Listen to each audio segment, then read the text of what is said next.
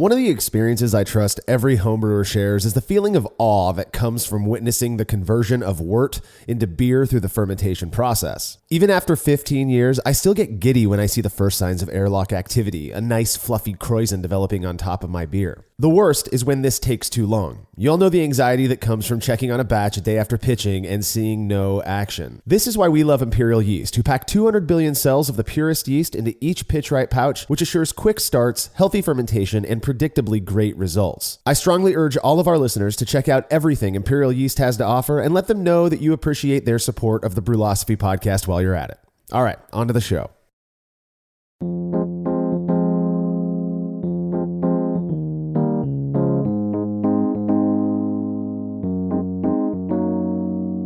Hey everybody, welcome to the 220th episode of the Brülosophy podcast. I am your host, Marshall Schott, and as all of our longtime listeners know, we dedicate every 10th episode of this show to answering questions submitted by listeners. Joining me this week to do just that is contributor Andy Carter.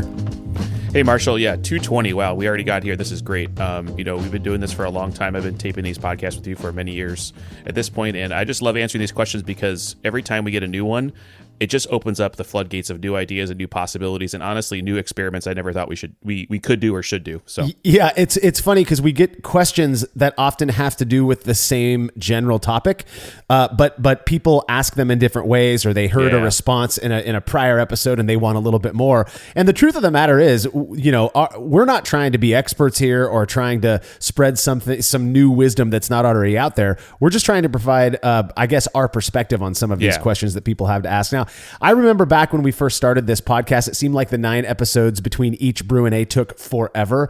But now, nearly 5 years later, it feels like they're a lot closer together. I thought we just did 200. Yeah, this is hilarious. Exactly. Or 210 even, Yeah. So, well, huge thanks to everybody who has submitted questions. Our list continues to grow. If we don't get to something that you submitted, chances are we will in a future Brü A episode, but we've only so much time. And if there's anything at all you'd like to ask us, you can email your questions to feedback@brülosophy.com. Just make sure to indicate it's for Brü A in the subject line. Otherwise, we might just shoot back a response via email. And don't be shy. We are fine answering pretty much whatever you can throw our way, whether it has to do with brewing or not. So, all right, if you like what we're up to and you want us to keep doing it, please consider becoming a patron of Brülosophy. By committing to a small monthly pledge over at patreon.com/Brülosophy, you'll receive rewards like access to unpublished recipes, unique discounts at YakimaValleyHops.com, and an invite to a monthly live Q&A session with somebody in the brewing world. We are very, very excited for this month's guest, homebrewing powerhouse Sarah Flora, who blogs at Flora Brewing and has a huge presence on pretty much every social media platform out there. She's also the host of a killer podcast called Brewing After Hours with Sarah Flora. Go check that out. If you're listening to this, I know you like podcasts. I think you'll like that one as well. Sarah's going to be hanging out with patrons on Saturday, January 29th, 2022. So be sure to make your pledge of just $3 or more at patreon.com/Brülosophy by Friday the 28th, so we have time to get you added to the private Facebook group where these sessions are hosted. And if you wouldn't mind letting us know what you think about this show by leaving a rating or a review in Apple Podcast or wherever it is you listen to podcasts, we'd really appreciate it. Not only does it allow, or does it make it easier for people who may not have heard of the Brülosophy podcast to find the show, but it makes us feel good to read what you have to say about us. So we appreciate everybody who's already done that, so thank you. Feedback is brought to you by Brewers Hardware, who specialize in triclover compatible sanitary fittings, conical fermenters, kettles, and brew stands. Brewers Hardware offers a variety of unique items for home and craft brewers, including high-quality stainless fittings at great prices with very fast shipping. Learn more at brewershardware.com, and don't forget to mention Brülosophy at checkout to receive a free gift. That's brewershardware.com. Now, historically, we have focused on one bit of feedback. The feedback that we get from our listeners tends to be pretty rich. I don't know a better term for that. It's often kind of long. They've got some really deep thoughts about stuff. And that's why we've opted to focus just on one per episode, because we've got to get to the topic of the show. We've got a ton of feedback backlogged, and I'm curious what you listeners out there think, if we should maybe do an episode where we just read off some of this backlog of feedback that we've got. A lot of it has to do with some recent episodes, namely the one where we talked about, speaking the language of brewing. People seem to have some thoughts on that one. So anyways, let us know what you think. We are just going to stick with one bit of feedback in this episode like usual. And it comes from listener Blake Rustad, who again had some feedback on the method of using CO2 produced naturally during fermentation for purging kegs. Blake said, I was very intrigued by this idea, so I tried pushing Star San out of a full keg during fermentation. Unfortunately, I didn't have a great experience because the majority of what I brew is IPA and cider, and I noticed the Star San was holding a lot of hop aroma, which I could taste and smell on the first cider I kegged. I didn't want to burn through 5 gallons of Star San on every brew, so I came up with a different solution. When I'm ready to ferment, I sanitize and rinse the keg that will be purged. I then simply hook the gas outlet from the fermenter to the liquid post of the keg. My logic is that the CO2 will enter at the bottom of the keg and push out whatever gas or oxygen is at the top first.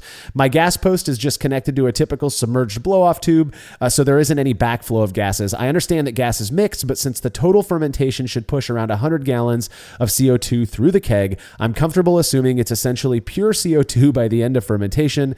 It also helps that CO2 is heavier, and I'm slowly filling it from the bottom of the keg.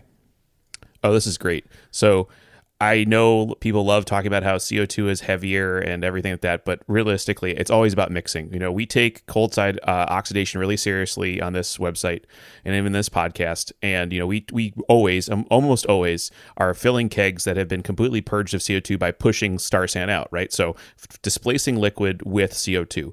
Now, if you mix, you have exactly the right intuition. You need a lot more mixing, a lot more CO2 generated. And the CO2 produced by brewing is it's liters upon liters, right? So I actually like this idea a lot because it's not wasting Star San, and it's probably correct in the sense that it's pushing, like you said, 100 gallons or 400 liters. I think that's a little too high. It's a little high for 5 gallons of beer. I don't remember the numbers off the top of my head. I mean, it's like 1-to-1, like CO2 to sugar to ethanol or something like that. It's the moles. I forget the exact conversion, but I think this is actually quite accurate. I think you're going to have a very well purged, if not completely purged, keg, essentially a keg of fully natural CO2. I love this idea. I think it's exactly right. Yeah. So here's the thing. From a very superficial perspective, I'm totally with Blake in thinking that leaving the fermenter connected to an empty keg throughout fermentation is likely good enough to rid it of most, if not all, oxygen. I again, superficial, just kind of my own personal dumb thinking here. Yes, gases do mix, but at the rate the CO2 from fermentation would be flowing into the keg, especially during the highest points of fermentation, high Kreuzen, I don't know. It just seems like it'd work. Now, I guess my only other question, though, is how would this differ from the method of pushing sanitizer out of the keg when it comes to the presence of residual hop aroma? Because what Blake said was that he smelled hop aroma in the Star San, and then he thought he tasted. Now, he didn't say thought, but I'm putting my own psychologist spin on that. Sure. He said he tasted that hop aroma in the in the cider that he kegged, or I think that's what it was. Well, here's my thing: you're still pushing that hop aroma-y Star San out of the keg, so that's not impacting the flavor or aroma of the beer. It's the presumably it's the hop aroma that is in the that's in the keg, without the Star San there. So my way of thinking, again, dumb logic here, you still have a keg full of hoppy gas, if you will. Yep. And so when you fill that hoppy gas is getting pushed out in the same way it does if you're pushing out Star San. To me, I don't care how much aroma or whatever it is gets absorbed by the Star San, because that Star San isn't in the keg when I'm kegging. So I don't know. That's where I get a little bit confused, because it seems like our brains are very, very powerful. Our minds are very powerful. And if we expect to taste hoppiness because we know that an IPA was fermented and that the gas that purged that keg was from an IPA, then chances are we're going to taste or perceive some level of hoppiness. And that's just the way our minds work. So I don't know, maybe I'm wrong, but either way, I've personally not experienced the type of flavor carryover that Blake is talking about, because I have purged with naturally produced fermentation or naturally produced CO2 many, many times, and it's worked beautifully for me without impacting, again, in my mind at least, the character of the beer that I keg in it. So Yep. yeah, thanks for the feedback, Blake. If you have show feedback, you can send it to feedback@brulosophy.com or leave us a note on social media. It is no secret that I absolutely love pale lager. I think I probably talk about it a little too much even. Well, one reason being is because they tend to be lower in alcohol, making them easy to drink in massive quantities. Again, they tend to be lower in alcohol. For those who prefer their pale lager a bit higher in strength, there is Hellesbock, also known as Maybach or Maybach, a version of which listener and friend of Brulosophy, Matt Clay from Wisconsin, recently brewed up. He calls his version My Neck, My Bach, and sent me a can to share with my friends. 1 minute beer review with Justin and Tim. Check this one out, Jay. Good color. I don't know what the smell. I'm not really I'm smelling not getting anything. anything jumping out at me, but oh dear Lord, Oh, that is that is not to my liking. it's a weird fruit flavor, almost like a funky sour fermented grape. It's trying to be a sour, but it's not. You know what? Actually, now the more that I drink it, the less I like it. Actually, it's drinkable, but it's like It's like a danky, funky Yeah. cider with some funky Welch's grape juice on the back end. yeah, I wouldn't know the first thing into making anything, but it's not mine. Yeah, this is not my cup of tea. I'm going to start out the Timmy J's here, and I'm going to give this a 3. I mean, it's not horrible, but it's just not my liking. Yeah, no. We'll go with a 2.9. A 2.9. Yes, that seems fair and adequate. Given, And I couldn't even. I don't even know what it is. yeah, I'm going to say this is A little like a clovish kind of spice to it. I'm picking up notes of allspice. Yeah, it's not for me. Yeah, I don't even know what to call this. Welch's grape juice? No, I don't think so. But I actually don't think the guys were too far off. I did pick up a pretty noticeable kind of white grape skin juice note in this beer, which I believe may have come from Matt's relatively heavy use of Weirmann's Barca Pils malt. Yes, I've used this malt when it first came out. I've used it many times. I bought a few sacks of it thinking it would be wonderful years ago, and I got that same exact flavor from every beer, particularly pale lagers with higher amounts of grain. I got that same exact. It's an odd character that I know some people really love. I personally don't enjoy it, so I stopped using Barca malt altogether. But again, I know some people love it. So was the beer good? I think it was really good. I think the guys, Justin and Tim aren't used to pale lagers that have that much alcohol in them, and I do think this was around 7 or 8% ABV. Either way, I actually thought Matt's, My Neck, My Bach was pretty damn tasty. Super clean. Some bready notes that were just a little bit covered up by that white grape thing. Yeah, it's interesting. I have this sometimes with some beers where it has kind of a singular note to it, and then you lock onto that note, and then you can't taste anything else. So sometimes it happens, and I just get that with beer sometimes. I think that's just a part and parcel of beer tasting. You just have to know that if you're going to do this kind of more, I wouldn't call it professionally, semi-professionally, or seriously in brewing, of course, but in home brewing specifically. But yeah, I mean, then in that case, if it's too strong, if someone's playing with Barca and they're having this issue, then cut it by 50%. Blend it in with some Pilsner, see what you think. Maybe you like it at a lower quantity, right? Maybe it's the threshold that you're tasting it at. When you go half or even less, then it's more pleasant. So it's worth trying if that's an issue for the taster or the brewer. Yeah, I mean, I think Matt did a great job. It was a really good Maybach, and also, My Neck, My Bach, cute name. If you'd like to have your beer or any other fermented beverage reviewed by Justin and Tim, you can email me, Marshall@brulosophy.com, and we'll get you all set up. When we return from this break, answers to your questions.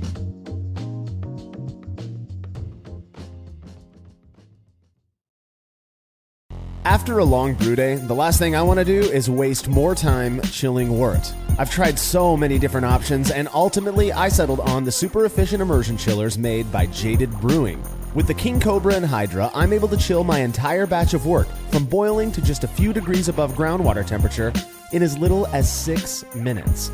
If an immersion chiller is right for your brewery, then do yourself a favor and check out all of the rad options Jaded Brewing has to offer at jadedbrewing.com. And be sure to let them know Brulosophy sent you.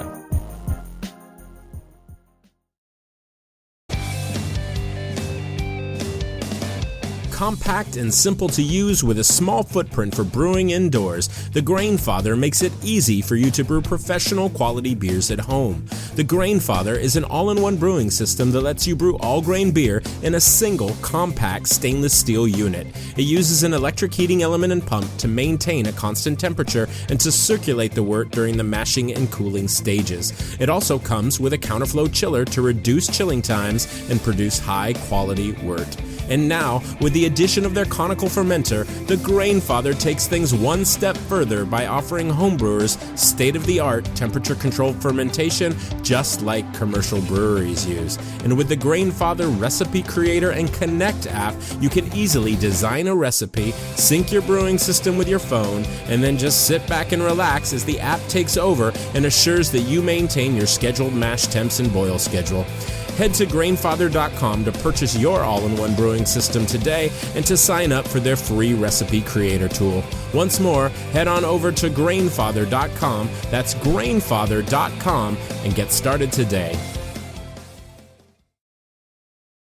Family-owned Atlantic Brew Supply is the largest homebrew shop in the Southeast. No gimmicks, no multinational corporate overlords, and no BS. They offer exclusive malts, yeast, and more from local artisans, as well as award-winning recipe kits. They also sell professional brewing gear and cask equipment from sister companies ABS Commercial and Cask Supply. Most ingredients are available by the ounce, plus Atlantic Brew Supply has an on-site calculator to help you craft your best brew. Orders are processed same day, and 2-day shipping is guaranteed for East Coast customers. Get 15% off your first order using promo code BRUPOD, that's BRUPOD, at AtlanticBrewSupply.com. Craftmaster Growlers takes traveling with and sharing beer to a new level. Made from heavy-duty stainless steel, Craftmaster Growlers are double-wall insulated and can keep beer cold for up to 8 hours. Unlike typical growlers, Craftmaster Growlers come with a swiveling tap and fully integrated CO2 regulator cap, allowing beer to stay fresh for 2 weeks or more. The square design takes up less space and will fit in most refrigerator doors, and every Craftmaster Growler comes with a 1-year warranty. There are 64 and 128-ounce versions available over at craftmastergrowlers.com.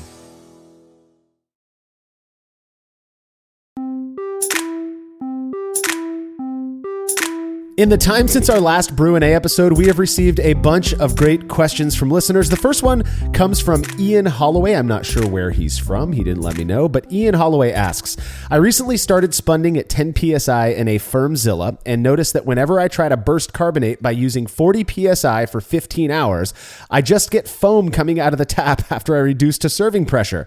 I currently have 12 feet of 3/16-inch beer line and serve at 12 PSI. Do I just need to lower the PSI for quick carbing or shorten the amount of time the 40 PSI is on the beer? Well, good question. I think one thing that's missing before I answer, just to preface what I say, is that, there's no temperatures listed here. So we're guessing a little bit. We're going to use our kind of intuition as to these things on. What are you saying with in terms of temperature and pouring? So he's having a foaming issue. So your first place is this spunding that is going on at 10 PSI. And so let's just say, for the sake of argument, the PSI is in the 60 to 70 degrees. So it's not a cold spund. It's relatively warmer secondary, waiting to keg, and then it's going to get burst carbonated. So I think what's going on here is, your quick carbing assumes kind of reasonable amounts of CO2 in solution, something that would just come from fermentation. By spunding, you're adding quite a bit of CO2 to the beer before it goes to keg. So now you're really going to overcarb. So I would honestly, everything else looking the same, and I'm sure it's being served at like kegging temperature, right? 40 degrees Fahrenheit or something like that. So, and the amount of feet, beer line sounds fine, PSI sound fine. So I would say this, I would skip the quick carb altogether and just put it on at 12 PSI. By doing this 40 PSI, you're going to way overcarbonate your beer if you're spunding. I think that's what's going on. Yeah, that was my first hunch as well. I mean, one of the ideas behind spunding is that you're reusing naturally produced CO2 to carbonate your beer. Exactly. Now, the nice thing about spunding is you're doing it without chilling the beer first. People need to understand that as that liquid, the beer gets colder, it's going to absorb more carbon dioxide. That's just the nature of CO2. So if you are spunding, there's really no need for burst carbonation, at least in my mind, because you are using the spunding method to get that carbonation in the beer. The other thing, and the only reason I bring this next point up is because I have gotten a question similar to Ian's many, many times with people who have followed our on. We have an article that talks about burst carbonation and how we go about doing it, who fail to purge the keg after the burst carb session, the overnight burst carbonation at high high PSI. All they do is they reduce their gas down to 12 PSI, but they don't purge that 40 or 50 PSI from their keg. Well, what you're doing there, that keg still has all of that pressure on it. So it's going to blow that beer out of your faucet super fast at 40 to 50 PSI plus that 12 PSI that you're putting on it. You have to purge the keg. When you're done with your 15 to 20 hour burst carbonation, you take the gas off, you purge the keg. I go down to basically nothing in the keg just to be sure. Then you put the 12 PSI or whatever your serving pressure is back onto that keg, and you should be good to go. Again, Ian, in your scenario, it does sound to me like you can skip burst carbonation altogether because you're spunding. But for people who are experiencing this issue, who are carbonating post fermentation, no spunding, you gotta purge your keg. I get this question all the time. The other thing I would recommend, especially in this case where you're doing burst carb, is make sure you understand your gas manifold. Some have check valves that don't let air go back, and if you have multiple kegs hooked up and some are sitting at 12 or something like that, and some are sitting at 40, and then you try to reattach stuff, you're liable, and I've done this, to get beer in your gas lines. Oh yeah. Be careful. I would say if you're trying to be as careful as possible, disconnect everything when you're doing stuff and then reconnect everything. It's just going to take you a few more minutes, but you're not going to force beer up the wrong tube and have a mess on your hands. So just be careful. Be careful. Yeah, I couldn't agree more. Next question came from Jake Kruger from Wisconsin. This is a long one. So I have a question about the perception of classic German lagers such as Helles and Pilsner and the use of different noble hops. Many recipes for a Helles give a direction to use your quote-unquote favorite noble hop and also typically call for 60 to 90 minute bittering addition, while some may have a mid-boil addition as well. Pilsner will have similar additions, except typically with more noble hops added overall, as well as some later in the boil. My question: if many of these noble hop varieties like Hallertau or Pearl or etc. have similar profiles, and the hop additions in these lagers are often more for bittering, do you think for these recipes would be really perceptually different for the bittering addition? I understand that many hop varieties give clearly different flavor and aroma profiles, hence all the NIPAs and all these hops listed on the various cans. And I've read Scott Janish's book where he discussed there are many varieties that do contribute flavor, even if they're added during the perceived quote-unquote bittering addition on the start of the boil. But without brewing a couple of lagers side by side, I'm wondering how different they would really be.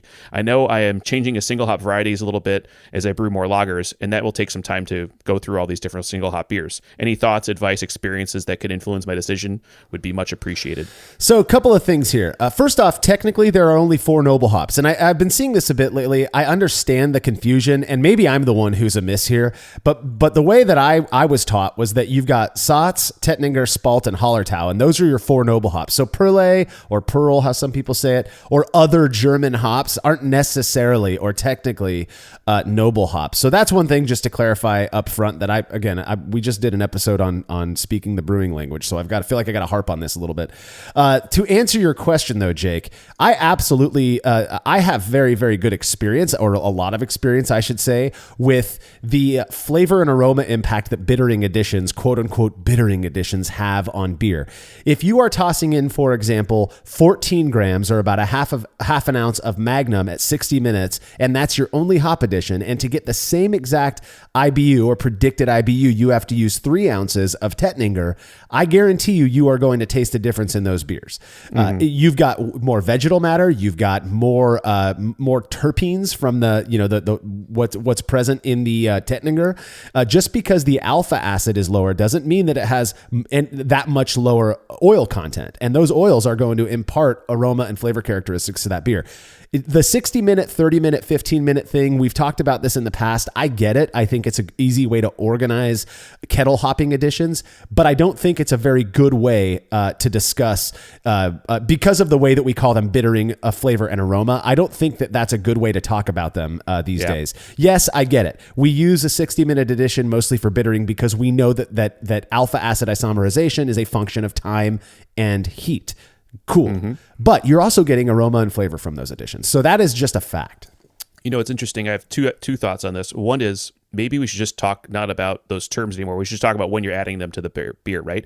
I put hops in at 60 and 30 and 10. Yeah. You're playing, it's almost like musical chords. It's not about what you call it. You're always going to get bitterness. You're always going to get flavor from it. It's just where in the peaks and valleys of those calculations and stuff, you're going to get something. So totally understand. I will also add a anecdote I picked up. A fairly large brewery on the Central Coast had done statistical analysis on their bittering addition, and they found it didn't really matter what hop you used at 60 minutes. So I'll just take that for what it's worth, that very large breweries have, because when it's a very large brewery and you just have bunches of hops laying around and you're just trying to get the beer out, does it really matter what bittering addition is? Well, for some people it doesn't matter, but that's a certain beer, certain style, so on and so forth. I totally agree with you, Marshall. If you're just adding more hops, even to get the same alpha, then those are not going to be the same beers. I just don't believe it. Yeah. It'd be a great experiment too, right? But that's, I think, a critical element. Well, we've done experiments along those lines. One that we just shared, an old experiment that we just shared on our Facebook page, is the one where I was trying to isolate cohumulone levels as the variable. And so I compared a beer hopped with Chinook, or bittered, quote unquote, with Chinook versus one that was bittered with Simcoe. They're right around the same alpha acid level. So that was nice. There was a reason I chose those. But Simcoe has notably low cohumulone, and Chinook has notably high cohumulone. And Chinook is known for imparting a more aggressive, I know some people will argue with me on that, but a sharper bitterness, whereas Simcoe is known for imparting kind of a smoother bitterness. So I compared the two, and sure enough, they were easily told apart by people. I could tell them apart. At least a significant, amount of tasters could tell them apart, so that we could say that they were reliably distinguishable. Yeah. And now, mind you, that was about the same amount of hops, just with different chemical makeups. With different cohumulone levels and oil makeup. And they were, I believe, if I recall correctly, both of those beers were just bittered with those, with decent amounts of either Simcoe or Chinook. Now, replace Simcoe and Chinook with Magnum and Satz or Tettnanger or Simcoe or whatever it is. You're getting a completely different amount to achieve the same IBU. Of course you're going to taste a difference. I mean, that just seems obvious. And again, we've done an experiment that's even more closely aligned with that concept. But yeah, this is where I think the fun in brewing really comes out. Is you can experiment with this. Try it. Try brewing a Pilsner with, a 2-ounce Tettnanger edition at 60, and then the next batch make one with a half ounce of Magnum or whatever, and see which one you like more. Yeah. No, I think this is interesting, and I would like to explore, and this will be a tough one. Maybe it's possible if it's the same hop, same crop year, but somehow they have wildly different alpha acids. And then how do those differ? Like if we can find a Simcoe at 4%, then Simcoe at 8%, like can we actually do something there? That'd be interesting. I don't know. That would be interesting. Yeah. Yeah. Crop year comparisons are difficult because yes, the crop year is different, but so are storage conditions and what farm they came from. Yeah. And so that's been something that we've talked about numerous times in the past. And we'll probably get around to doing some of that stuff, but all right. Next question comes from, I'm going to butcher this. Bernie Thibault. Tebow. You can do it. Bernie Tebow. Okay, Bernie Tebow. Thank you, Andy. Yep. Bernie asks, do you think your experiment results would be different if brewed by more amateur homebrewers versus experienced homebrewers like yourselves? This is a really great question. It makes me think not just about brewing, but actually my day job in electrical engineering, because I'm an experimentalist. I make a living doing experiments in both cases. What's interesting about this is I think it would make a difference, but not for the reasons of just experience. It's as you get talent, as you grow as a person in terms of what you know about your job or your research. It's not that you can't teach someone to do something like, I want to measure this resistor, or I want you to measure this transistor. It's the knowledge and the experience of the failures and knowing what doesn't work that fills in the gaps. So let's just say I design an experiment. Let's just say one we've done a few times is a mash temperature experiment. I think that's pretty straightforward, is that I just need you to run a mash at 140. I need you to run a mash at 160. But then it's like, well, okay, how am I going to get that temperature? How am I going to get this and that? And I'm going to think about all the little details about running that and going to make sure it's going to get all the way to the end. The single biggest thing I've learned in both brewing and in work is there are no assumptions. Just start from a blank piece of paper and write out every step and figure that out. And if you're doing that as a new or a beginner brewer, then you're going to get a lot farther and get a lot more good work done. And just you're going to know where you're not going to miss any of the gotchas. I think that's the biggest thing with experience. It also just depends on the experiment too. But I do think the experience of doing things in whatever field you're in is where you're going to just have more success in getting a result that you trust. I think you and I are going to, I think what I'm about to say is basically the same as what you just said, Andy. And that's that, does making good beer require massive amounts of experience? I don't think so. I think there are people out there who just have personalities that are good at following instructions, are able to see the bigger picture and make, concepts just kind of make sense to them. So even though they might not understand why the mash needs to be a certain temperature for a certain amount of time, they're okay with accepting that that's the case, and they do a good job of again, following instructions and making sure their strike water is at the right temp and doing all of that stuff. So that's making the beer. I do think in terms of our experiments in general, would our results be different if the contributors were less experienced? I don't think they would be different. I don't think our level of experience is a factor in the outcome of the results. I don't want to think about this too deep. Sure. I do think that our abilities to produce two batches next to each other that have the same, generally the same stats, that are brewed exactly the same. Again, there are people out there who could probably jump into this, who've maybe brewed 2 or 3 batches on their own and do just as good as we do in side-by-side brewing, because they have that personality characteristic. I know, Sure. I know my brother-in-law, I love the guy to death. If you had to make him brew 2 batches side by side, he's way too artistic for that. Like, we're kind of nutty, in that we like process. We like to keep things clean. So that's really more where I think if you're, you kind of like do an evaluation of the panel of contributors right now that Brulosophy has. We're all nerds for process and really care about numbers and keeping things as clean as possible. So do I think that if we had less experience, the results would be different? I don't think that at all. Do I think that perhaps less experience might mean that the side-by-side batches we brew might not be as consistent? Possibly, but I still think that it's not necessarily the experience as much as it is that personality component of we're quite neurotic. I mean, that's really what I think.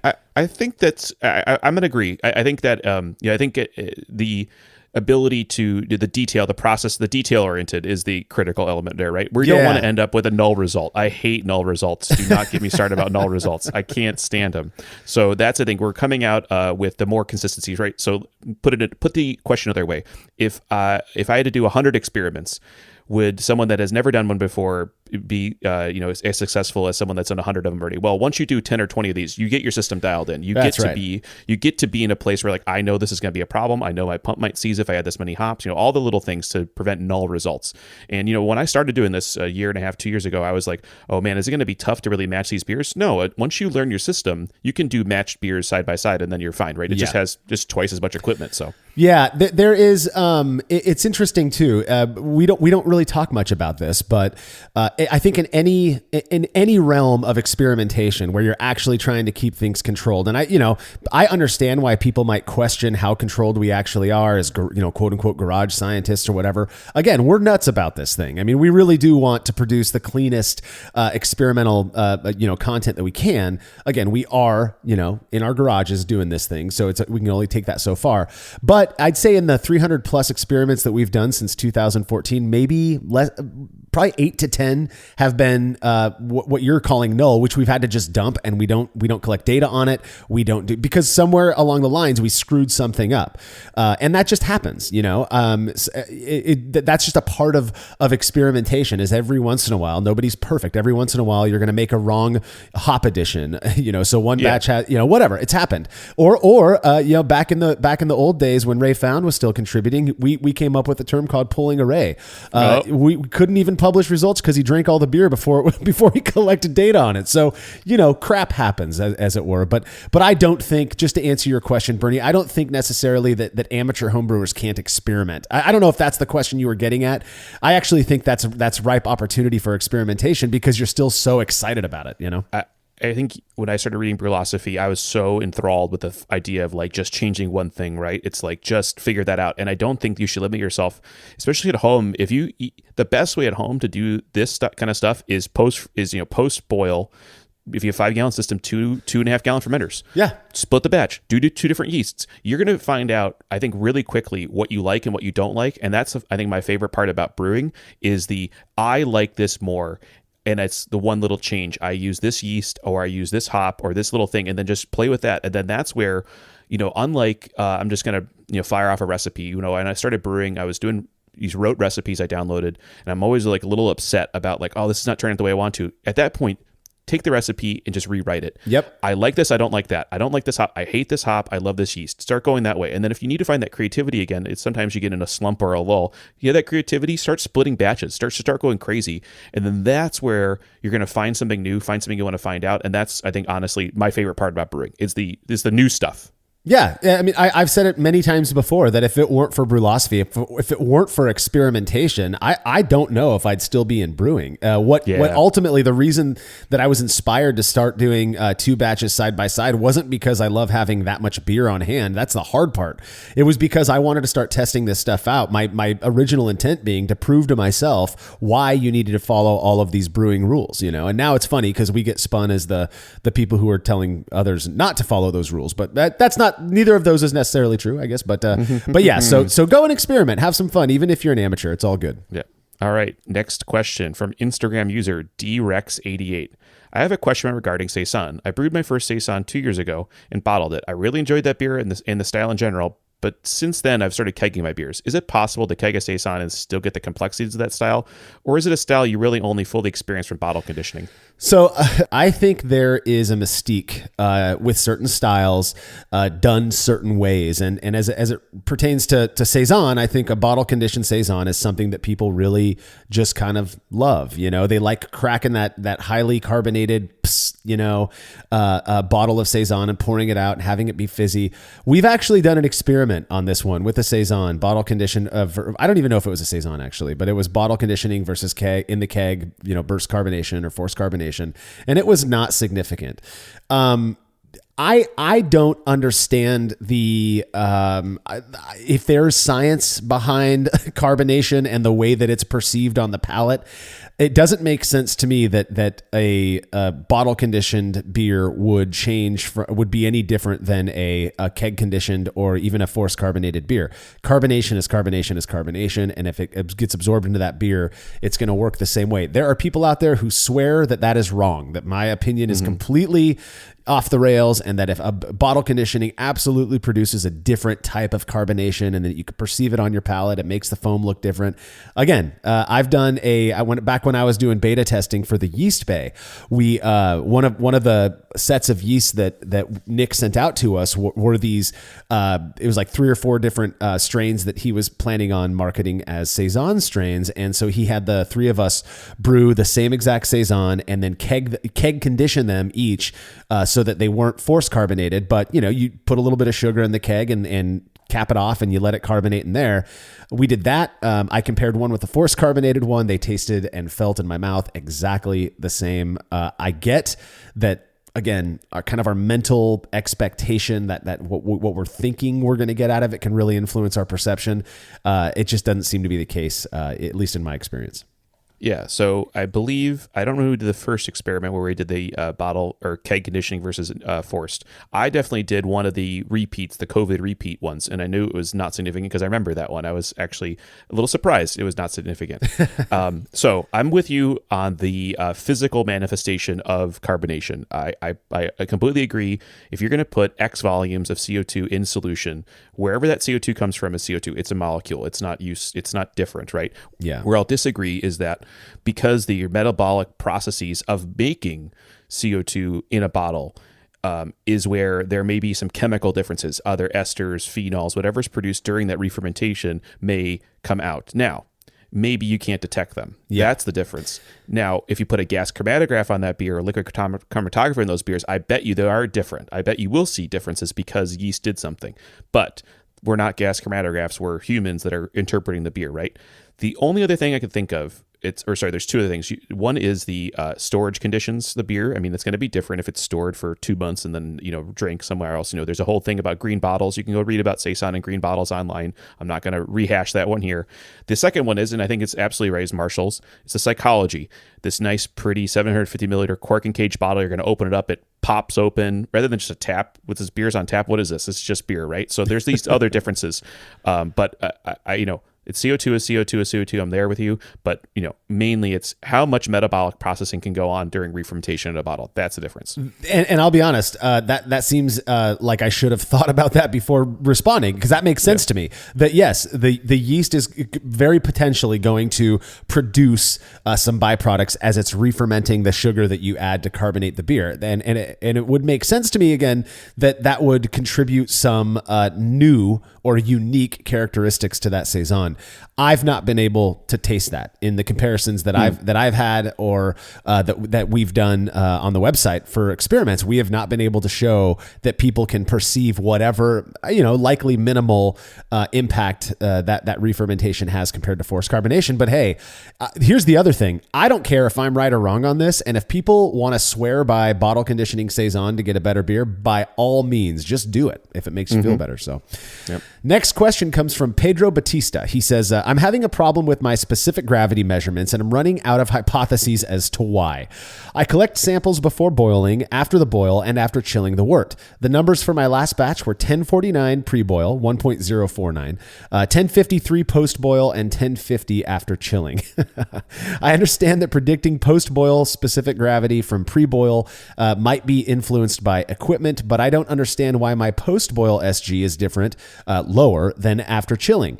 I turned my grain father off as soon as the boil was finished, then collected a wort sample. I then recirculated the wort through my CFC to sanitize it and added my aroma hops before chilling the wort as it transfers to the fermenter, which is when I took the final sample. In addition to stirring the wort well before collecting each sample, I also made sure each was the same volume, 80 milliliters, and let them cool to the same temperature before measuring the specific gravity. Thinking it might be an issue with my refractometer, I compared those readings to hydrometer measurements, and they were identical. Since the post-chilling OG was lower than the post-boil measurement, I thought I might have a leak in my counterflow chiller. So I measured out 20 liters of water, ran it through my chiller, and found the volume hadn't changed. So I assume that's fine. This isn't keeping me from making good beer, but my last 4 batches have had this inconsistency, which bothers me, and I'd like to understand what is happening. This was a tough one. I thought about this a little bit, and at first, all my first reactions were, okay, first, is it always the refractometer? No, we did a hydrometer. Okay, good. Same volume, same temperature. I mean, these are all these things where measurements come in with OG, FG. It's just specific gravity. I've always found it to be a little bit of a noisy measurement, in my opinion. I don't know about you, Marshall. I get close to what I need. I mean, I'm not going to be off by multiple units, right? But, a Plato is about 4 gravity points. I'm in the, half a Plato, what I call accuracy or precision. And so all these bases are covered. So, I'm going to just go back to the beginning where he says 1049 pre-boil, 1050 after chilling. To me, there's a disconnect here. Yeah. During brewing, just for everyone's, if you looked at your calculators, like your brew father, your beersmith, there's a boil off rate, or, it's usually in a percent of your batch size, because as you scale up your batch size, you should be effectively removing maybe 5 to 10% of your total wort volume during boil, something on the range of that 5 to 10%.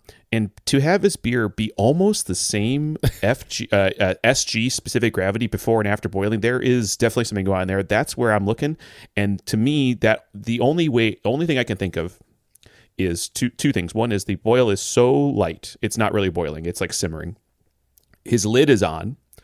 Could be lid is just not evaporating, or water's coming in, right? Because if you're boiling and losing volume, you have to lose volume to increase your SG, period. So I'm guessing that's what's going on. I don't think it's a measurement issue, but now these points are all within about a Plato of each other. Like I said, I don't fully, I'm always a little wary of when I give you a number like 1050, I'm like 1050 plus or minus a couple points. Yeah. I don't like to be until, and I am seriously considering buying there's this really nice Anton Par Easy Dens, this nice density meter that should be spot on, of course. That would be really dialed in. Yeah. But yeah, to me, the biggest red flag here is this basically lack of reduction in volume, or no increase in SG during boiling. Something is going on in that case.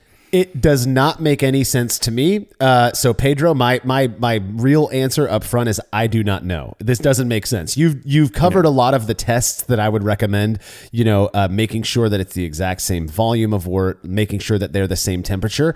My first thought when reading through this question the first time was, oh well, maybe he's taking his pre-boil gravity readings at 145, 150 degrees Fahrenheit, right? Because that's as your runoff. That's your sweet wort is going to be about that warm. Well, that would actually indicate that that the specific gravity is higher than 1049. Because I went and messed around with a couple calculators. Higher temperatures give you a lower reading. Yes, exactly. So that's not it. Because then how weird would that be if his gravity was 1053 within the sweet wort, and then he does an hour boil and it drops to 1050. That doesn't make any sense. I've done an experiment where we compared boiling with the lid on versus boiling with the lid off, and both of those beers were the same OGs. Oh, interesting. You still okay. that steam has to escape. It's coming out. It's going to come out. Otherwise, the kettle would explode.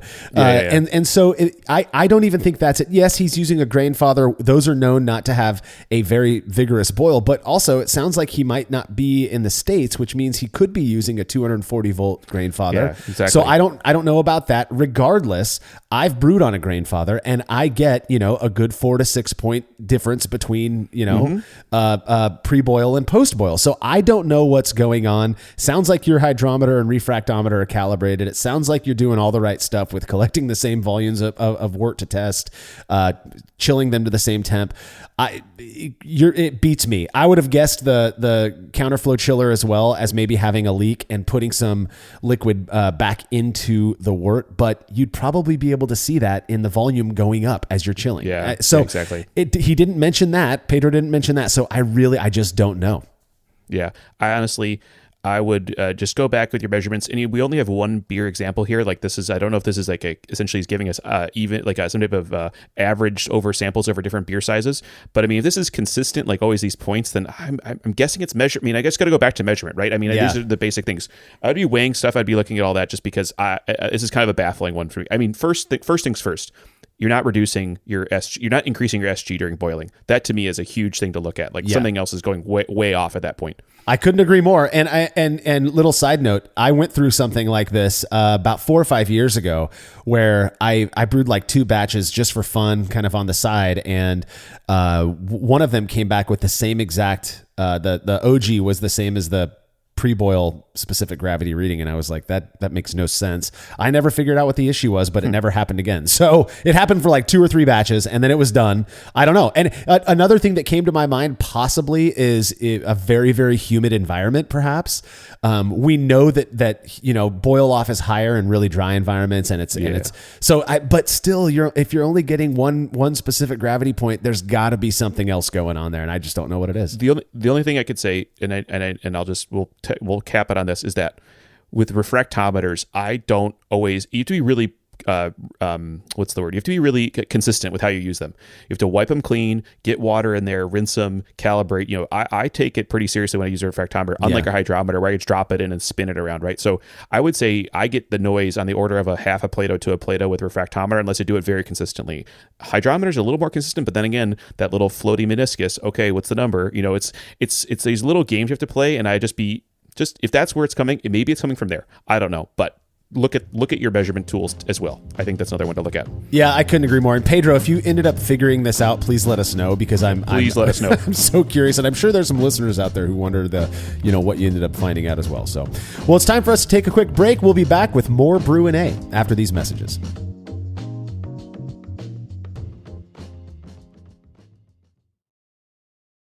There's no denying that stainless steel is the best material for brewing equipment, and Delta Brewing Systems offers some of the lowest prices on high-quality stainless gear, like the Firm Tank, which in addition to holding 8 gallons or 30 liters of wort, comes with a domed lid to even further reduce the chances of a messy blow-off. Plus, it can hold up to 4 psi of pressure for closed transfers. Delta Brewing Systems also has their own line of brew kettles, as well as one of the lowest-priced all-in-one electric brewing systems out there, and their prices are shockingly low. If you're in the market for legit stainless gear that won't break the bank, do yourself a favor and head over to deltabrewingsystems.com today.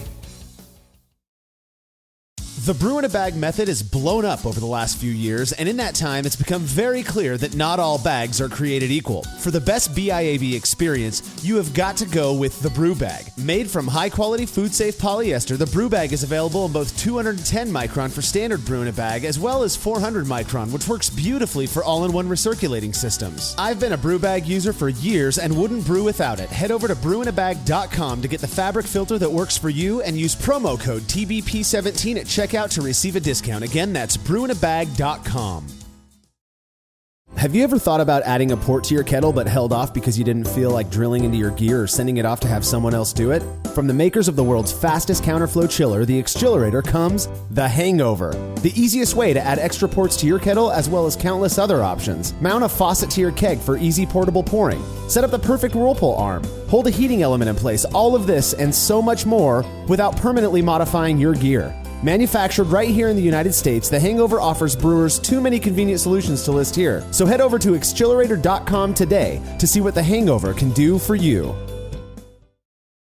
As every brewer knows, the best beer requires the best hops, which Yakima Valley Hops provides fresh from the source to brewers around the world, carrying everything from classics like Cascade to modern favorites like Galaxy and Mosaic, as well as other ingredients and gear. Yakima Valley Hops has it all. And don't forget to check out their new podcast, The Late Edition, where the YVH crew goes into depth on our favorite plant with industry experts. Head over to YakimaValleyHops.com now to see all they have to offer and subscribe to The Late Edition wherever it is you listen to podcasts.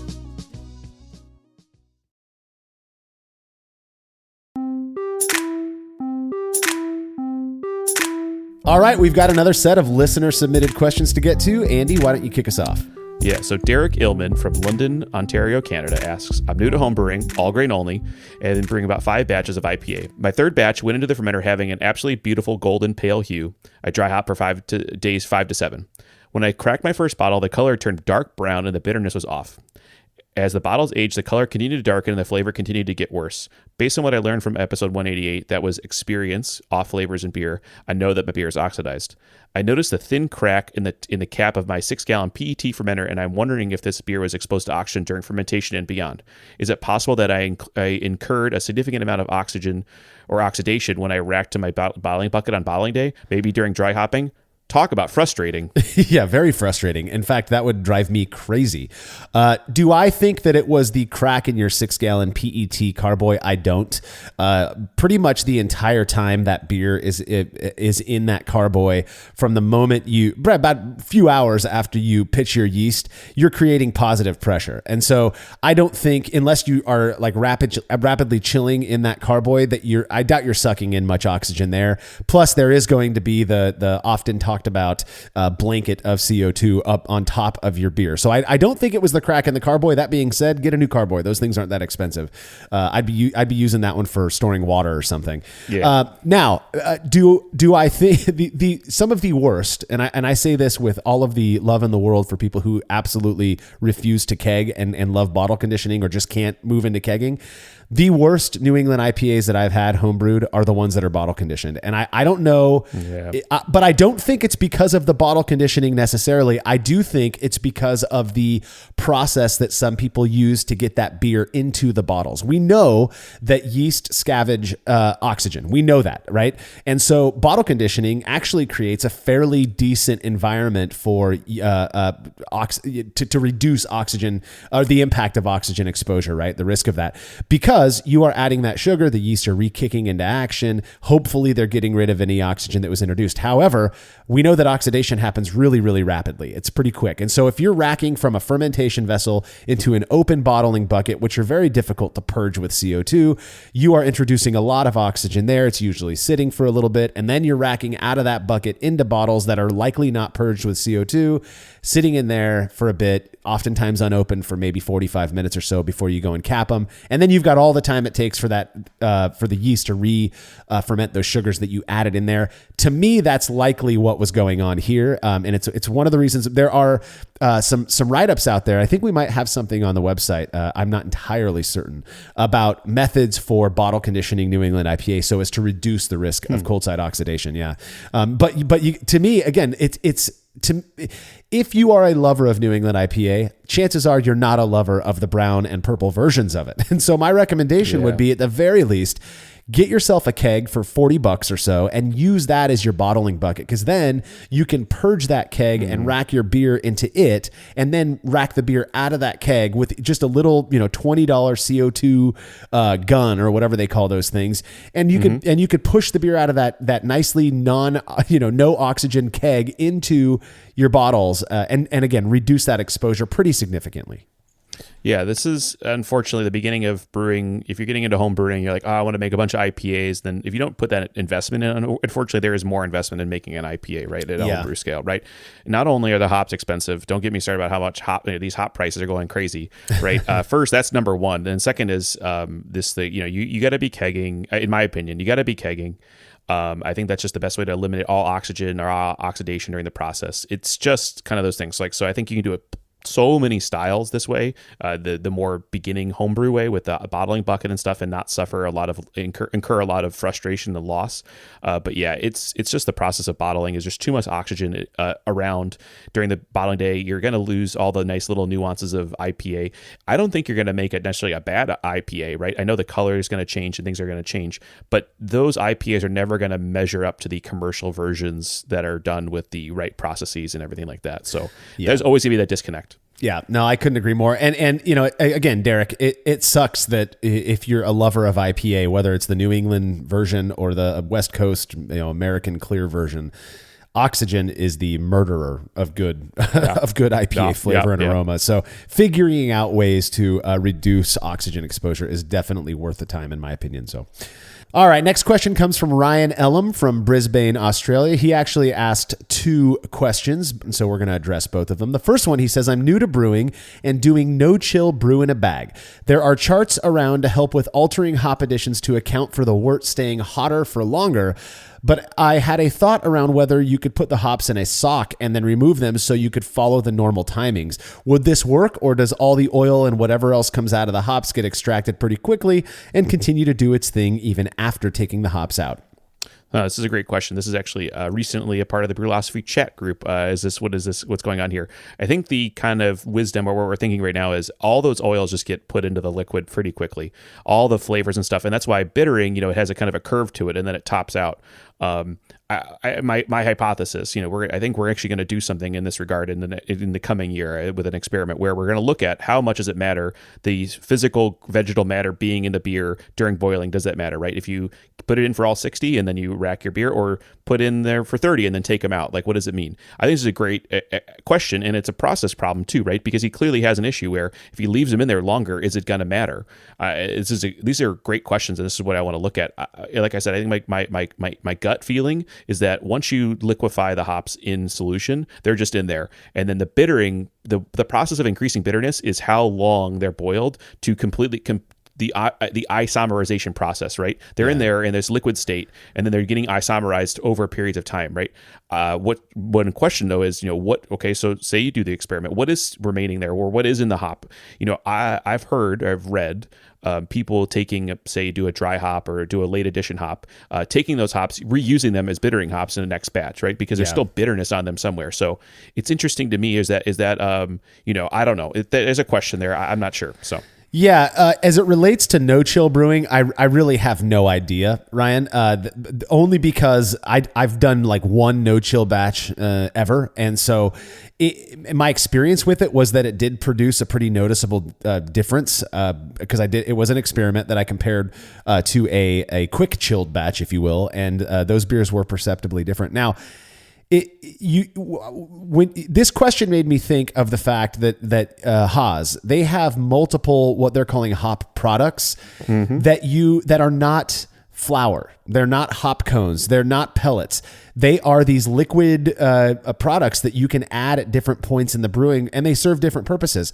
But you add them at different points in the brewing process.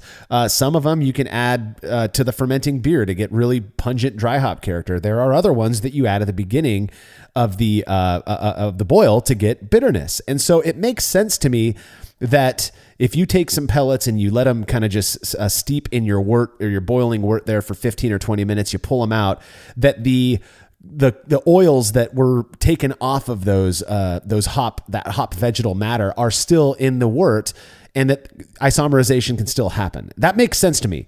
I don't know though. I really don't know. I've done the whole hop removal thing before, and I again, this was not an experiment, so it was a single batch. But I was curious to kind of test out what would happen if I took out a bittering addition 30 minutes into the boil. Would I still get the bitterness I was looking for? And I did. I didn't notice anything amiss in the finished beer there. Now maybe it was less bitter than if I had left those hops in. I don't know. But I think it's an interesting idea. I do know that with the whole no chill brewing thing, that there is this issue of that wort is staying hot for so much longer that there's continued isomerization going on. But most people I know who still do no chill, at least here in the States, are already filtering their kettle hop additions anyways. And it's still, so they still use an adjusted kettle hop addition schedule because they were getting that kind of overly bitter result in their beer. So I would probably just stick to using the schedules that are out there, the charts that are out there, just because it seems like, that at least matters. So Ryan's next question, he says, whatever brewing method you use, do you recommend removing the hops from the wort before transferring to the fermenter, or do you just let them all go in with a trub? So for me, and I've done this, I think, since I started really using hoppy beers or making hoppy beers, is once I found the right process for holding the hops in a bag. I know people came up with a hop spider, and then the stainless steel hop spiders came around online. I want to say maybe hop spiders have been around for like 7-8 years, maybe even longer, the stainless steel ones. And I only use those exclusively. I don't put hops in the kettle without going into that bag. So to answer the question, they don't go in the trub. The only place they go is the very, very fine green stuff that comes out of that gets through the screen. Of course, it can't filter everything, right? That's going to go in. For me, I want to keep all these things separate, right? I really don't want a lot of stuff that's not fermentable. What you want in the fermenter is fermentable stuff, right? Now, cold break, hot break, we know that affects things and has statistical significance. Fine, but I don't want a bunch of hop crap. Sorry, I just don't want the hop crap in the fermenter, period. I don't know. There's no reason for it to be there. So I leave them in the kettle. I think it just matters in your process. Why I say that is that I don't want my pumps to seize. I don't want any weird stuff happening. So does it make a difference? I don't know. I'm not sure. I mean, I'm sure I made beers early on that definitely a bunch of hops went into the fermenter. So those were fine. But I'm just trying to keep the wort as clean as possible going into the fermenter. So yeah, that's this is another point that I feel like really emphasizes the fact that just because an experiment produced a certain result doesn't mean that it necessarily changed the way we brew or that we're recommending other people change the way they brew. I do hop loose because of my setup. I still use a bag, and so putting a hop spider in after taking the bag out, it's just more work than it's worth. So I throw my hops in loose into the boil. I also let them settle for about 3 to 4 minutes after I'm done chilling before I rack the wort to my fermentation vessel. And I am in no way intending to rack a bunch of trub to my fermentation vessel, even though we've done a few experiments that show that it may, reduce fermentation lag or even, help encourage better beer clarity. It doesn't mean that I'm racking trub to my fermentation vessel. And so I don't filter out my hops because they're pretty heavy and they fall out of solution fairly quickly. Do I worry about some hop matter making it over to my fermentation vessel? No, not at all. But it's not an intentional thing. So I'm not really thinking about it. I think this is probably the best response about it. Yeah. Next question from Brett Langdon, who blogs at cascadeshomebrew.com, asks, the topic of a mash out step comes up often in your homebrewing forums. Some say it's important for various reasons, with denaturing enzymes to halt conversion being a major one. Personally, I'm not convinced that much more conversion is occurring after the 60-minute mash. I've recently read some advice given to a brewer who, with over-attenuation issues, to use a shorter mash. The idea being that at 30-minute mash would produce a less fermentable wort. It seems plausible, but might be dependent on the variables such as diastatic power of the grain and the grain crush. I see you've done 30 and 60-minute mash experiments where that attenuation was the same. In the 60-minute versus overnight experiment, the overnight batch attenuated lower despite starting with a higher OG. In your experience with different grain bills in the quote-unquote short and shoddy series, have you noticed any indication of shorter mash times leading to less attenuated beers? Do you have any thoughts on the idea that shorter mash times could produce less attenuated beers? So in my experience doing short and shoddy brews, I don't think you've brewed any short and shoddy yet, Andy. No, I've not done any yet. Yeah, so I've done quite a few, and in my experience, it has had no impact on attenuation. One of the nice things about short and shoddy, if you're following the rubric that we do, which is a 30-minute mash rest, is that the temperature of that mash is more consistent, right? You're cutting it in half, and so it's going to stay closer to your target temperature longer. We know there's a lot of good research out there that shows the good brunt of conversion occurs in the first 10 to 15 minutes of the mash rest. Oh, yeah. Is there a little bit more that you get as you let it sit longer? Sure. And we've shown that. In fact, when I've done a 60-minute versus 30-minute mash comparison, that 60-minute mash rest tends to have a little bit more sugar in it, right? It's slightly higher OG. Now, but attenuation is always about the same. And in fact, oddly enough, we've talked about this before. I don't know if it's because of advancements in malting or if it's because of the evolution of the yeast that we're using to ferment our beers over the decades that we've been using these similar strains. But attenuation overall, I've seen over the last 6 to 7 years has been kind of slowly creeping up. Beers that 5 or 6 years ago, I would have mashed at 154 degrees Fahrenheit and would have easily, predictably, stuck at 1012 FG. Beautiful, that's what we expected, are now finishing at 1007 or 1008. And I don't understand why. And it's not a contamination. I've heard from hundreds of people over the years saying the same thing, that, hey, these are drying out way more than I expected. What's going on here? I've mashed at 156, 158. I don't know what's going on, but attenuation for me does not seem to be a function of mash length at all. And now just to address the whole overnight mash thing, when my understanding, again, I'm not an expert on this whole side of things, but my understanding is that if let's say you mash in at 158, you've got all of that, what is it, alpha amylase at the warmer temperature, right? And so you've got all that alpha amylase doing its thing. It's leaving these long chain sugars. Well, those long chain sugars are still available to beta amylase. And as you haven't denatured beta amylase just because you mashed 4 degrees Fahrenheit higher than its ideal temperature. So if you are doing an overnight mash and it's dropping 20 degrees, it's still going to fall through that beta amylase zone, and the beta amylase is going to do its work, which is going to make that a more fermentable wort. The way this was explained to me was that's a reason when you want to make a higher mash temp beer, it becomes more important to be able to consistently maintain that mash temperature because you don't want it to drop lower into that beta amylase zone. So that's important. Also, this whole thing with a mash out step, it doesn't sound like Brent, that was your main focus of your question, but I've done it like one time in my day, and it didn't have any noticeable difference on the homebrew scale at the very least. So I don't ever do that anymore. But yeah, this is, I think there's, as homebrewing, you get your book, you learn about the first few things, and then you take these things kind of, I don't want to say sacrosanct, but you take them really seriously, right? Because it's like the first details you learn in brewing. And as time has gone on, I think we found a few things. One is grain has changed over time. And I think what we're getting to in this answer is, like, against yeast strains, equipment, everything else, what's similar is two-row. How it's grown, it's barley is grown for a lot of reasons. A lot of it's for brewing, but as these as the techniques and things evolved, especially with grain producers and how they malt things and how the maltsters malt, I think we're just seeing an increase in fermentability. I think that's just what it is over time. They want yield. In the end, a lot of these things are just like sugar per pound or sugar per kilo or something like that, right? So they're just making things and growing these things this way. I think that's just a natural evolution of barley in general. And you're also absolutely right. This beta alpha amylase and what temperatures are running at and everything that matters too. One thing I'll note, and it's anecdotal. It's not been experimented yet, but we've done the mash temperature ones, and that one was significant, a couple were insignificant in terms of that. But I could say, at least, and I would like to try this one, it's just a little harder beer to brew because it's so high alcohol, is that I notice mash temperature mattering is when the OGs are really high.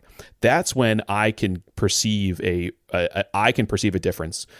I don't know if that's consistent. I would love to look at that again, but we're talking about when you're pushing the OGs like 1.1 plus, like very high alcohol, right? So that's one thing I would say is that seems to be where it matters more, but I'm not 100% sure. Yeah, if I'm hearing you correctly, Andy, what you're saying is that all of our mash temperature experiments, the ones that are on, let's say 1060 OG, give or take, the reason that maybe people aren't able to perceive a difference in those, because there is this widely held belief that if you mash warm and you have a higher FG, that means you have more perceptible sugar, and obviously sugar is sweet. Well, it's fairly well established actually that dextrins aren't necessarily perceptibly sweet.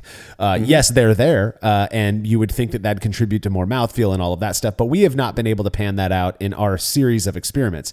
However, I can see if you are brewing, an 1100 OG barley wine and you mash that at 160F and it finishes at 1060, versus mashing it at 146F and it finishes down at 1030, say, that perhaps there would be more of a perceptible difference in those because that delta is just so much bigger. Exactly. Right? Exactly. That makes sense to me. But again, I don't think that mash length is necessarily going to contribute to anything in terms of attenuation, except for if you do end up getting a lower OG because of a reduced mash rest. Sure, that you might have a different FG as well, but I think your attenuation percentages are going to look about the same there.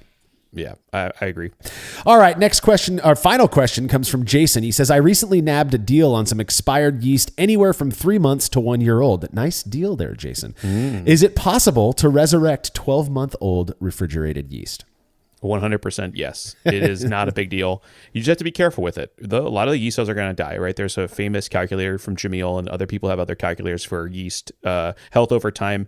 Now, to be fair to those calculators, they're all based off of like US05 or WLP001. But let's just say those, for the sake of argument, there is some like linear relationship or roughly linear relationship to like yeast just dying. The cells are going to pop open. That's it. They're cold. But a year, no problem. I mean, I've reconstituted dregs from bottles that are years old. Yep.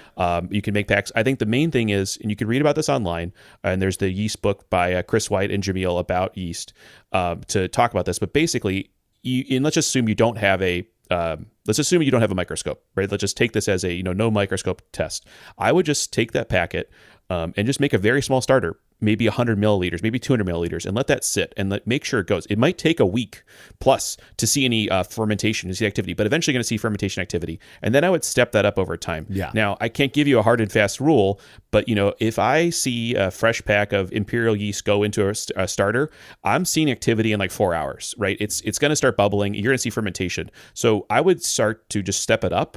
And once you see your new step up, quickly get to fermentation. Now you have enough yeast. Now how much you're pitching, we've talked about pitch rates and how that matters or not matters at home brewing. It's very hard to overpitch. It's not impossible to overpitch at home brewing, but it's hard. Yeah. I would just step it up. I would go from like 100 or 200 to 500 to a liter. And then honestly, I'd be pitching that. I'd be perfectly fine pitching that liter of yeast in a moderate OG beer at 5 gallons. I would not have a problem with that. I am in the same exact boat. And for me, stepping up, because I've done the bottle dregs thing, I've done, you follow these online guides that people treat as sacrosanct, you got to do it the exact way that I did it otherwise. No. Stepping up, yeast is a living organism that wants to continue eating and living. That's just the way it works. Exactly. And so what I would do is, like you said, Andy, I'd probably start with 100 milliliters, 100, maybe 200 milliliters, whatever. Pitch the yeast of wort at about 1040 OG. You don't want to overly stress that yeast. Pitch it in there, let it sit for a week, maybe put it on a stir plate, let it crash out. I would definitely, if it's a year old, I'm probably going to do at least two. I would just do at least two. Yeah. And then crash it out, pour off the supernatant, the beer on top of that yeast, put more fresh 1040 OG wort on there, maybe about 3 or 4 liters, just to see what happens. And if it starts to ferment, and you can kind of tell by the layer at the bottom of your flask or whatever jar you're doing this in, you're stepping up your starter in, you can tell if there's yeast in there. When it gets to be about what it looks is in a vial or a pouch, then pitch it. That's how I operate, is very much on feel. And it's pretty obvious when you've produced yeast, when you've propagated enough yeast to pitch. So the one thing I'll say, and assuming I'm trying to figure out a better way to do it, I've not yet figured out a better way to do it, but I'm working on it, is that, what is it in the vial, right? Because there's a lot of trub, there's other stuff in there. Yeah. And so it's always a little hard to say. And that's why I like the kind of hand wavy, but still, I think qualitative answer is, when you're making making a new starter and that thing is really going quickly, that's when you have enough yeast. And when it takes a week to start, that's not enough yeast. And you might find out with these packets that if a week goes by and you don't see any fermentation and you pour a little of the beer out and it hasn't fermented at all, well, sorry, you just had a bad bag of yeast, right? It didn't propagate anymore. Yeah. But that's the thing, is that it's a little always harder to judge, and that's why I want to say no microscope, because honestly, I know people that have microscopes, they don't use them very often. They're a pain in the butt to pull out. They're a pain in the butt. Yeah. There you go. Well, there you have it. Episode 220 and our 21st Brü A is in the books. Thanks again to everybody for listening and supporting us in all of the ways that you do, especially our patrons. Without you, we could not do this the way that we do. If there's anything at all you'd like for us to address in a future Brü A episode, please send your questions to feedback@brulosophy.com and make sure to indicate it's for Brü A in the subject line, so we're sure to add it to the list. Don't forget to subscribe to the Brew Lab, a super educational podcast where host Cade Job takes you into the lab with brewing experts, and make sure to head over to brulosophy.com to read up on all of the fun beer and brewing stuff we're up to. The Brulosophy podcast is made possible by the generous support of our sponsors, as well as all of our rad listeners. We seriously could not do this without you. Cheers to everyone who has subscribed and left a review of our show. It makes a huge difference. If you haven't yet, please consider doing so. Head over to brulosophy.com/support to view a list of ways you can easily help us to continue producing this podcast. If you want a reward for your support, visit patreon.com/brulosophy. Thanks again for listening. We'll be back next week with another episode of the Brulosophy podcast. Until then, think beer. Start off the morning with some hot tea, lemon and honey, cause it soothes my throat. Put some herb in the bowl, yeah, it's homegrown. Ain't gotta go through the middleman no more.